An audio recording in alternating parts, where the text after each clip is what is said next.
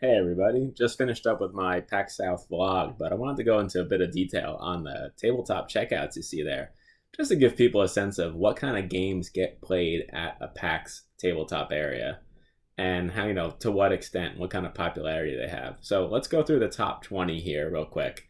Up at the top, you got Takedo with a ridiculous number of checkouts, and I'll show a second chart after this that shows how many checkouts per copy. I mean, credit to Passport Games, amazing company, dropped a ton of copies of Takedo on us, but it went. I mean, people saw a stack of Takedo there and they snatched up every one and started playing it.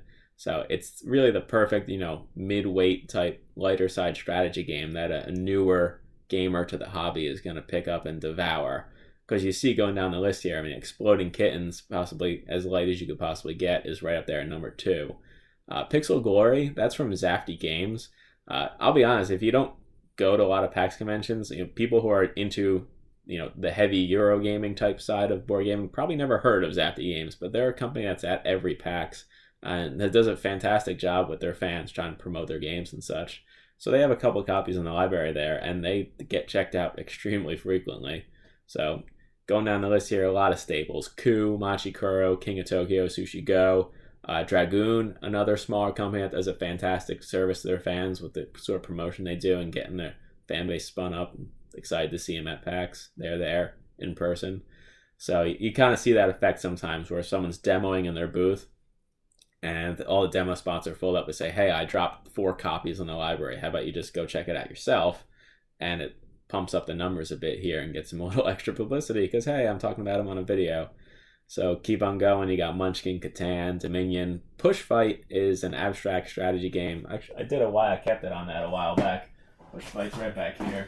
This is published by Penny Arcade. It's something they snatched up from a smaller game manufacturer, indie guy who was doing an abstract strategy game, and they just fell in love with it. It's hard to get a hold of. It was like custom wooden pieces.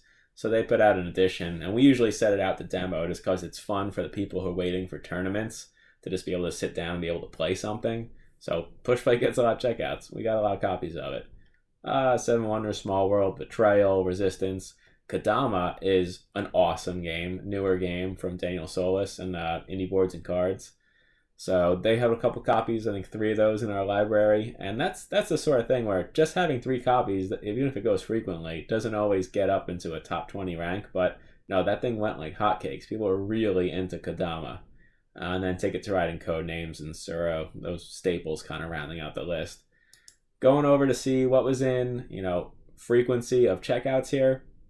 You've got Yukon Salon up here. There's also one, I think it's Fantastic Factories, is another indie showcase that actually is supposed to be right up here in between Yukon Salon and Cards Against Humanity.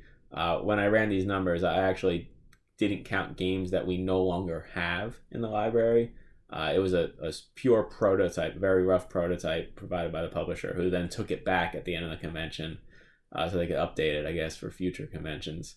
So we don't have that Fantastic Factories anymore, so it's not in here. But the 2 of those games had that same thing happen where, they have a demo table in the indie showcase, and they're both super good games, so people wanted to go check them out if they couldn't get a seat at the table. So they wound up getting checked out a whopping 15 times, just sitting there in the library. Cards Against Humanity, Exploding Kittens, Super Fight, Red Flags. These are all party games, so, that's what people want to play for the most part. But then you get into Mechs vs. Minions, which only had 2 copies, but people were so excited to be able to check that out in person before going and try to put an order in before things sells out, probably. Pixel Glory, like I said, even though it's got a bunch of copies. Takedo down there as well. Those are games that we have a bunch of copies of, but we can't get enough because people still just want to play them. Above and Below and Codenames Pictures this time. If you added up the 2 Codenames, the brand is probably going like hotcakes out of the library. But then going down here, and Kodama, again, another game that was on the other list. Can't get enough copies because people are just going to keep checking it out if it's available.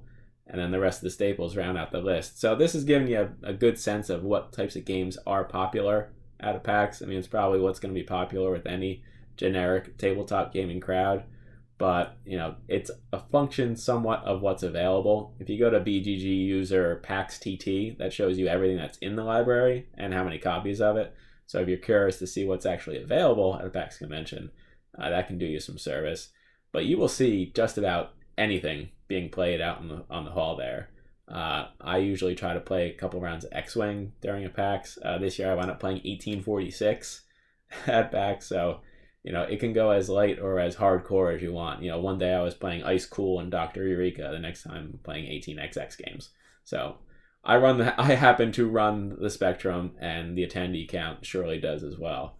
But it's just a fun time. So that gives you a better sense. I hope that was of some value to you. I'll see you around.